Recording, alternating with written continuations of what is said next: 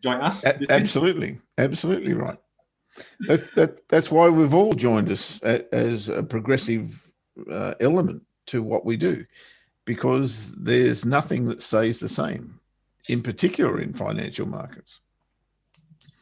I think the only thing sure about the financial market is that everything is always changing. Yes, absolutely. So what's changing for you this week? All right, so for this week, I think I've gotten a couple of currencies right since last week. So pound was actually one of the top of the list.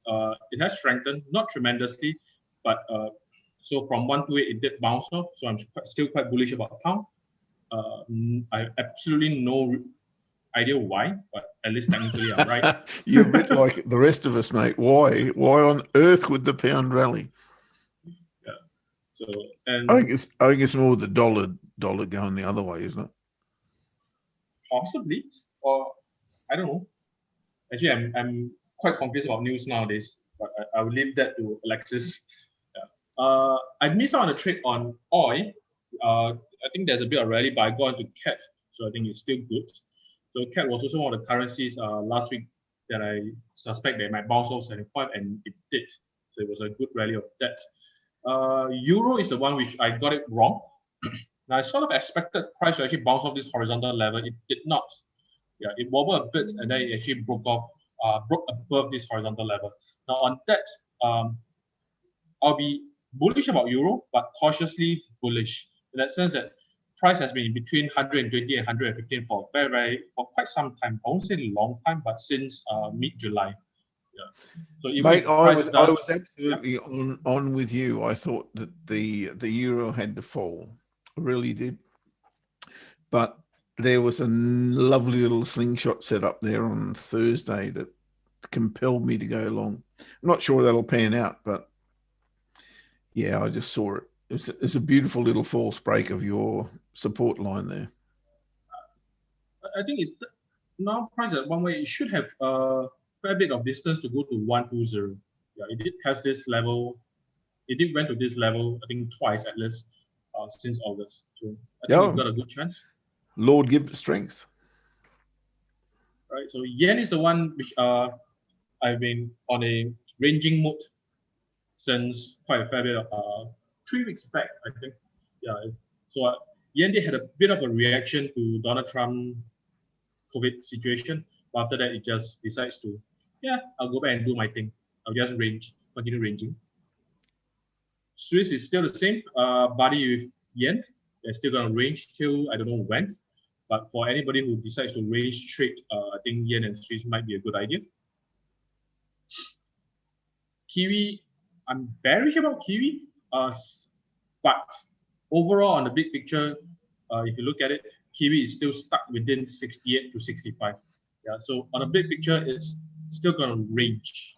Yeah, so it's not big. I'm not being very bearish about it. It's just that for this coming week, I think you'll hit up to 68 and then you'll just fall back down again. It doesn't have a lot of room to go up or down. Aussie is the one also that I was wrong last week. Caught me by a bit of surprise. I suspect that you actually test the level 72 and then drop back down, but instead it did test, went down a bit, and then it rallied up. Yeah. So, but I have to be cautious of this descending trend line that I have on my charts. Yeah. So it's because of this descending trend line that's why I'm being bearish about Aussie. Yeah. But if you look at the big picture, I would say Aussie have a chance to go above 75, but the last time it did that was late 2017. Yeah, so I shall keep my fingers crossed. Remember it was 110? 110? Yeah, I remember. I bought a lot of golf clubs when it was 110. That should be. I remember when it was 110. That's 2011, Geoff. God, the shopping I did. Yeah, we did well, didn't we? Eh? Lloyd was still in school when the Aussie dollar was 110. Yeah, probably was as well. Thank you, Paul Hutton. You were my friend. You know, if Aussie goes to 110, I will still be very happy because of Mikey's investment. That's the Aussie dollar. Yeah. Aussie's not going to 110 anytime soon, Lloyd. But look, worse things could happen. And I agree with you. All good. So best value trade this week, mate? What is it? No, Geoff, I can't recommend a best value trade. But overall, I would just suggest to trade the strong against the weak. That would actually be pound and CAD against Aussie and USD. Yeah, leave the center pairs Pound, alone. CAD, Aussie, dollar. Right. Okay. No. Pound and CAD will be my strongest pair to trade. Aussie and dollar will be my weakest pair to trade. Oh, So, okay. Yeah, I mean that's the order. Aussie weakest. Interesting. Why the Aussie? Yeah, so because Aussie of this trend line, I mean, it did rally in the past week. Just to be careful of this trend line. If it does break, then I would say it's another story. But like I mentioned, because it might have potentially another lower high.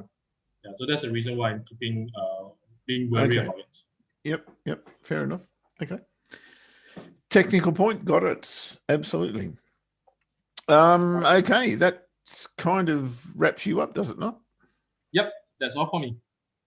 All right, mate. Thank you very much indeed. I've got to be completely honest. I've got very, very little to offer, and I've got my wrong mouse, so that's not a good idea either. I'm on another computer. There we go. I honestly have